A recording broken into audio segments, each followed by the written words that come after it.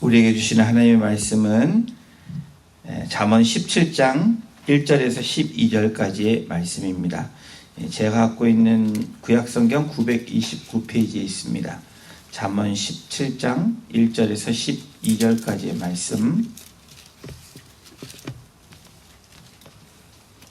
찾으신 줄로 알고 1절에서 12절까지 함께 합독하도록 하겠습니다.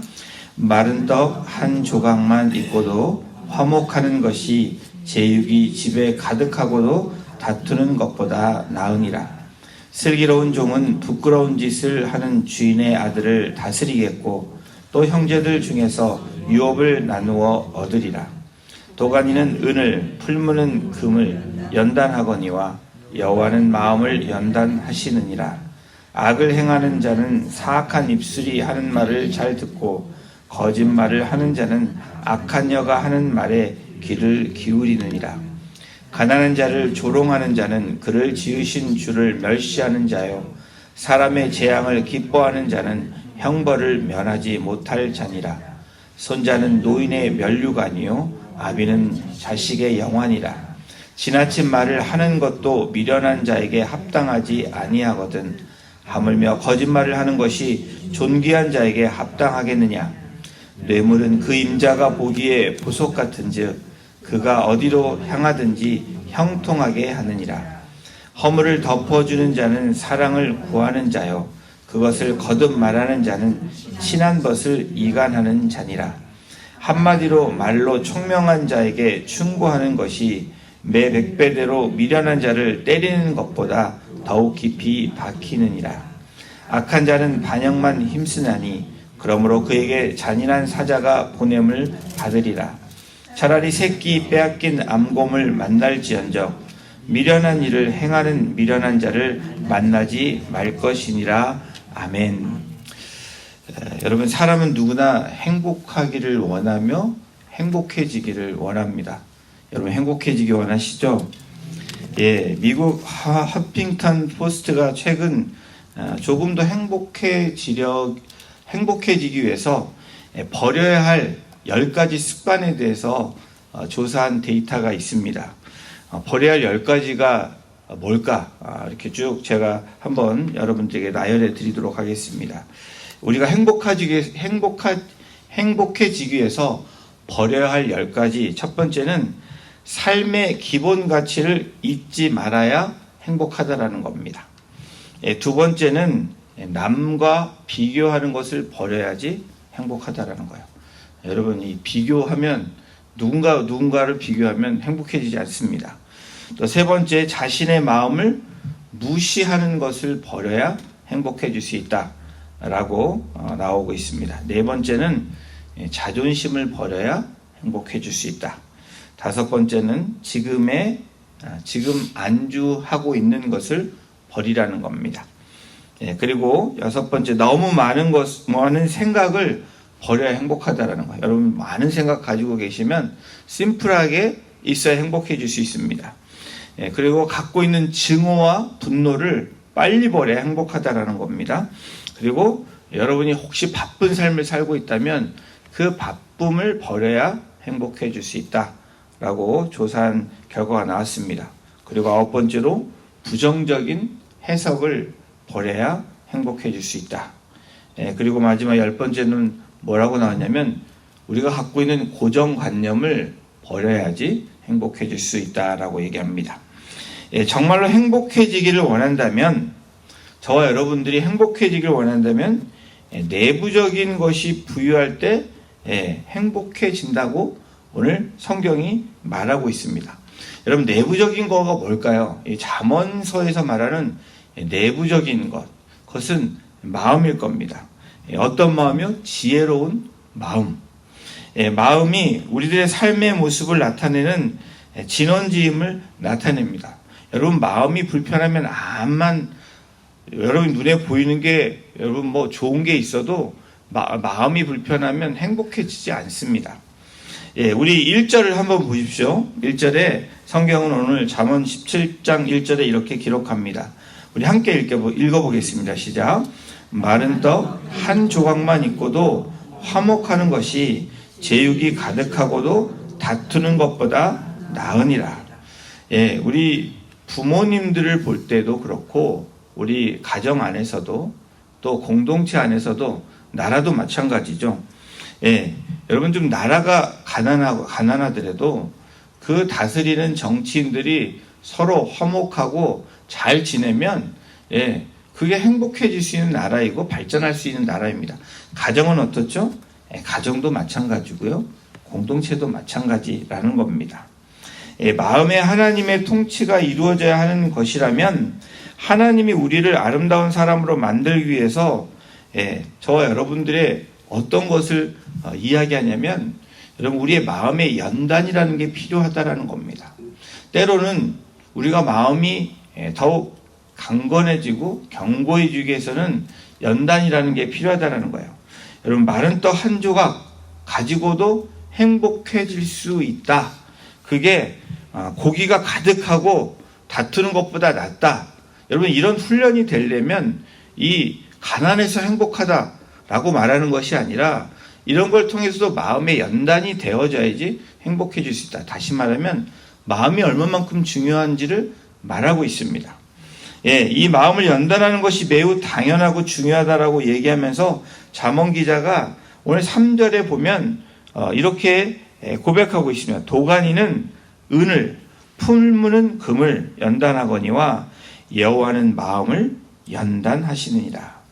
마치 은과 금을 만들기 위해서 불로 연단해서 불순물을 제거하듯이 하나님은 우리를 정금처럼 단련하도록 하기 위해서 우리의 마음을 연단한다라는 거예요. 여러분 인생을 사시면 사실수록 매일매일이 나아져야 되는데 여러분 그렇지 않다라고 생각될 때가 많이 있습니다. 예, 조금 괜찮아질 것 같으면 항상 무슨 일이 일어납니다. 우리의 인생에서 어쩌면 그렇게 지금까지 살아오신 우리의 성도님들이 계실지 모릅니다.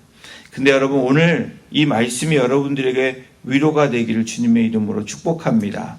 마음을 연단하시는 하나님, 다시 말하면 우리의 마음을 연단하시는 분명한 이유가 있다라는 거예요. 요즘이 아니고 좀 됐죠. 이제는 한국에서 남자들이 요리하는 그런 프로그램들이 많이 나오죠. 그리고 요리사들 보면 대부분 남자들이 많이 나옵니다. 여러분 많이 들어보셨겠지만 이 요생남이라고 들어보셨죠? 모르세요? 요리 잘하는 섹시한 남자가 요생남입니다. 우리 아마 이렇게 권사님들은 혹시 남편을 두고 계신 분들은 소망이 없다고 생각하지 마시고 자녀들에도 훈련을 시키십시오. 요즘에 우리 청년들 보고 또 젊은 친구들 보면 요즘은 대부분 요리를 또 잘해야 됩니다. 그렇죠? 요리 남자 아들을 갖고 계신 분들 요리를 잘 시키셔서 훈련을 시켜야 됩니다. 근데 제가 이런 말 하는 이유는 음식을 요리할 때 보통 우리 어른들 다 여기 계신 분들이 음식을 요리하시잖아요. 요리할 때 중요한 것이 있습니다. 뭐가 중요할까요? 음식을 만드는 사람의 첫 번째 철학이 중요해요. 그렇죠? 내가 음식을 만드는 항상 철학이 있습니다. 음식에. 그리고 그 다음에 중요할 게 뭘까요? 음식의 자재입니다. 식자재. 그리고 세 번째는 뭘까요? 불이에요. 불. 네 번째는 양념입니다. 그렇죠? 뭐 여러분 동의하거나 안 하거나 뭐 상관없습니다. 모든 요리에 그런데 똑같이 온도로 불로 그렇게 하지 않습니다. 식자재에 따라서 그렇죠? 그거에 따라서 또 본인이 생각하는 요리사가 생각하는 이 철학에 따라서 불과 온도가 다 다릅니다. 여러분 그 요리의 종류나 목적에 따라서 온도나 시간 등 불에 쓰는 그 모든 것이 다르다는 거예요. 여러분 능숙한 요리사들은 어떻게 조절해서 불 조절도 하고 그리고 양념도 어떻게 넣고 그렇죠? 온도도 어떻게 맞추고 시간 등등 이 음식의 영양소를 감안해서 여러 가지 상황들을 감안해서 음식을 내놓습니다. 이와 같이 하나님께서도 마찬가지라는 거예요. 하나님의 사람들을 연단하기 위해서 우리에게 처한 상황들, 그리고 우리의 모습, 또 우리의 상황에 따라서 다 다르게 연단하신다는 거예요. 하나님이 때로는 열을 세게 가하기도 하시고, 때로는 약하게 가하기도 하시고, 때로는 어떤 양념을 주시는 때에 따라서 우리의 인생이, 우리의 삶이 바뀌어진다는 거예요. 그렇게 함으로 하는 중요한 목적이 있습니다. 정금과 같이 나오게, 아주 훌륭한 작품이 나올 수 있도록 하나님이 우리를 연단하시고 인도하신다는 거예요. 오늘 3절의 말씀처럼 여호와는 마음을 연단하시느니라. 다른 걸 연단하는 게 아니라 우리의 마음을 연단하신다는 거예요. 욥기 23장 10절에도 보면 욥의 고백이 있습니다. 내가 가는 길을 오직 그가 아시나니 그가 나를 단련하신 후에 내가 정금같이 되어 나오리라. 여러분, 하나님이 우리가 가는 길을 아십니다.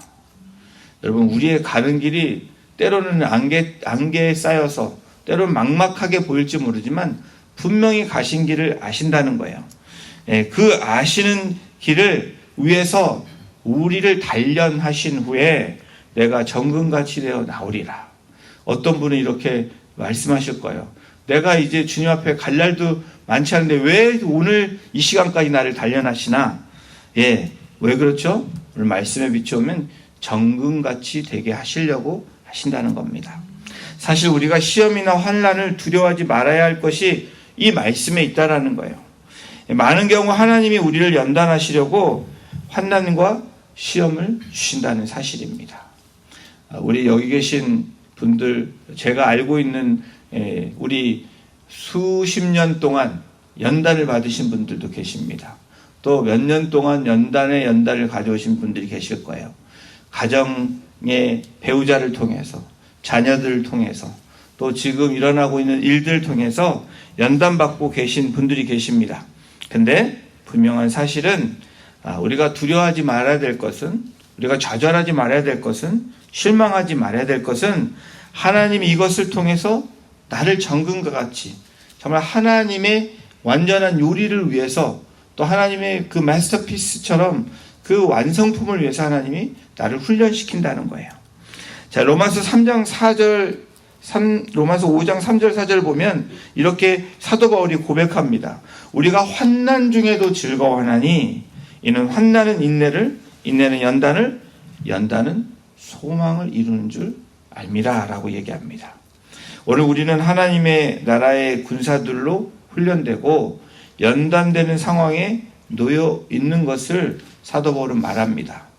여러분, 우리의 상황이 어떤 상황일지라도, 지금 우리가 처해 있는 그런 모습이 어떤 모습일지라도 분명한 사실은 하나님이 나에게 이런 훈련과 연단을 통해서 어떻게 하는가에 대한 분명한 답을 우리에게 제시하고 있다는 거예요. 우리 앞에 있었던 수많은 것들은 우리가 겪어야 할 시험의 일부입니다. 그것을 잘 견디는 사람들을 하나님은 사용하기 시작하신다는 거예요. 그런데 이런 훈련에 앞서서 우리가 가져야 될 중요한 두 가지 자세가 있습니다. 첫 번째는 뭐냐면, 우리가 이 새벽을 깨우고 오신 분들, 또 기도하시는 여러분들의 중요한 자세 첫 번째는 뭐냐면 하나님에 대한 자세라는 거예요. 나를 연단하시는 분에 대한 자세가 뭐냐면 그것은 하나님을 전적으로 신뢰하는 거예요. 여러분, 누구를 신뢰합니까? 하나님을 신뢰한다라는 거예요. 우선순위가, 최우선순위가 하나님을 신뢰하는 것입니다. 그리고 그 다음 우선순위는 뭐냐면, 중요한 두 번째 자세는 모든 삶에 이 말씀에 대한 진지함으로 받아들이는 거고, 그 말씀을 붙잡고 충성하는 겁니다. 이것이 우리가 사는 길이라고 말하는 겁니다. 행복해지기 위해서 우리가 기쁜 마음으로 살아가는, 감사하는 마음으로 살아가기 위해서는 외적인 것이 아닌 우리 내면에 있는 것이라는 것을 말합니다. 여러분, 가장 중심이 되어야 될 게 뭘까요? 우리의 마음을 붙잡는 겁니다. 마음이 준비되어야 우리가 은혜도 누릴 수 있는 겁니다. 우리가 하나님의 복을 알고 누릴 수 있는 거예요. 오늘 1절에서 3절까지 말씀하는 게 뭡니까? 마음을 제대로 먹지 않으면 은혜를 누릴 기회가 가까이 와도 그것을 누리게 되지 못한다라고 말하는 거예요. 여러분, 눈앞에 보이는 것들 때문에 하나님이 우리에게 주시는 그 많은 은혜들을 놓치지 않는 저와 여러분이 되시기를 주님의 이름으로 축원합니다. 그리고 이 마음은 뭘로 나타나냐면 제일 먼저 마음은 혀를 통해서 가장 먼저 두드러진다라는 사실이에요. 많은 경우에 말 때문에 얼마나 많은 일들이 일어납니까? 그리고 말 때문에 우리가 싸운 일들이, 또 우리가 나름 노력해서 또 우리의 마음을 지켰던 일들이 이 말로 인해서 무너질 때가 한두 번이 아닙니다. 이런 예화도 여러분 들어보셨을 거예요. 할아버지와 할머니가 나들이를 하루는 갔습니다. 한참 걷다가 할머니가 힘드니까 할아버지한테 너무 힘들어서 못 걷겠다고 말을 합니다. 그랬더니 할아버지가 이 제안을 안 들어주면, 안 업어주면 오늘 하루가 힘들 것 같아서 할아버지가 어쩔 수 없이 이 잔소리 듣기 싫어서 이 할머니를 업어줍니다. 한참 길을 가다가 옆에 있는 할머니가 조금 미안했는지 할아버지에게 말을 합니다. 나 무겁지라고 얘기를 합니다. 그랬더니 할아버지는 두말 할 것 없이 그럼 무겁지라고 대답을 합니다. 왜 무겁지라고 물어보니까 할아버지가 할머니에게 이렇게 말합니다. 머리는 돌덩이지, 얼굴은 철판이지, 간은 부었으니까 당연히 무겁지라고 얘기했다고 합니다. 돌아오는 길에 할아버지가 다리를 다쳐서 또 어쩔 수 없이 할머니에게 요청을 합니다. 할머니는 아까 조금 업어준 게 있어서 그냥 어쩔 수 없이 할머니가 할아버지를 업어줍니다. 이 할아버지도 미안했는지 할머니에게 나 무겁지 하면 아까 그런 말을 쓸 것 같아서 할아버지에게, 할머니에게 뭐라고 물어보냐면 나 가볍지라고 물어봤습니다. 그랬더니 할머니가 뭐라고 얘기했을까요? 그럼 가볍지라고 얘기합니다. 머리는 비었지, 입은 싸지, 허파에는 바람만 들었으니까 가볍지라고 얘기했다고 합니다. 여러분, 우리가 말을 통해서 이렇게 이게 좋은 말입니까? 그렇지 않죠? 말 한마디가 우리 천냥빛도 같기도 하지만 말 한마디가 사람을 죽이는 일이 많다라는 거예요. 영혼을 죽이는 일이 많다라는 거예요. 이 마음을 지켰다고 해도 이 말에서, 입에서 나오는 이 악을 통해서, 하나님 기뻐하시지 않는 것을 통해서 예화했지만, 여러분, 이게 우리가 웃었지만 좋은 말입니까? 그렇지 않죠. 우리가 사람을 격려하고 세워주는 말이 아니라 이것은 죽이는 말이라는 겁니다. 악인은 악한 말에 마음을 두고 거짓말쟁이는 못된 말에 귀를 기울인다라는 것이 이 4절에 나와 있는 말입니다. 우리 7절도 함께 읽어보겠습니다. 우리 7절 읽겠습니다. 시작. 지나친 말을 하는 것도 미련한 자에게는 합당하지 아니하거든 하물며 거짓말을 하는 것이 존귀한 자에게 합당하겠느냐. 여러분, 우리 입에서 나오는 것 무엇입니까? 지나치게 이 마음에서 벗어나는 말을 한다거나, 또 우리가 정직하지 아니하고 정결하지 아니하고 거룩하지 아니한 그런 말을 할 때 분명히 문제가 일어나기 시작했다라고 여러분 생각하셔야 됩니다. 여러분, 내가 이런 말을 했을 때 입에서 나오는 말이 하나님의 말씀이고 또 사람을 살리는 말이면 하나님의 도구로 사용된 거지만, 내가 말을 했음에도 이건 아닌데 라고 생각되시면 그거는 이미 우리가 사단의 도구로 사용됐다라는 것을 인식해야 된다라는 거예요. 자신의 신앙을 점검하려면 겉으로 드러나는 경건의 행위가 아니라 마음과 입술에서 나오는, 여러분, 우리의 말을 잘 살펴봐야 된다라는 거예요. 저도 늘 말을 많이 하는 사람이 가장 여러분 조심해야 되는 게 뭘까요? 내가 한 말을 되새겨보는 겁니다. 하루를 돌아봐서 이런 말들을 하지 말았어야 되는 그러한 말들이 있을 때 우리가 회개로 돌아가야 되고, 또 용서해야 되고 마음이 상할 것 같은 그런 생각이 들 때는 여러분들이 옆에 그 대상자에게 말을 해야 된다는 거예요. 여러분, 다른 사람들의 고난을 기뻐한다면, 다른 사람들이 힘들어하는 것을 기뻐한다면 여러분, 그것이 예수를 닮은 사람들의 모습이 아닙니다. 우리가 21일 동안 또 앞으로도 계속 우리가 기도하고 영혼을 위해서 우리가 그리스도인으로서의 빛과 소금의 역할을 감당하기 위해서는 가장 먼저 나타나는 우리의 해야 되는 일이 뭘까요? 우리의 말이라는 겁니다. 말은 마음에서 나오죠. 우리 생각에서 나오죠. 이 말을 통해서 제일 먼저 많은 사람들이 그것을 경험하고 느낀다는 겁니다. 특별히 우리 가정 안에서 더더욱 그렇죠. 우리가 가까이 지내는 분들에서는 더더욱 그렇습니다.